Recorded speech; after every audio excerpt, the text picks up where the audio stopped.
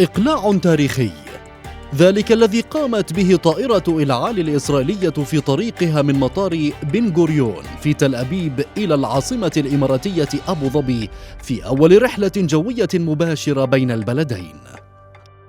لحظة تاريخية يشهدها العالم متخذة من السلام شعاراً ومن أمن واستقرار المنطقة مسارا.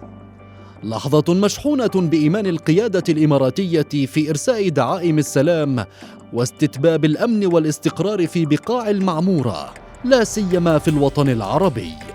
قمرة الطائرة الخارجية توشحت بشعار السلام مخطوطاً ب3 لغات، هي العربية والإنجليزية والعبرية.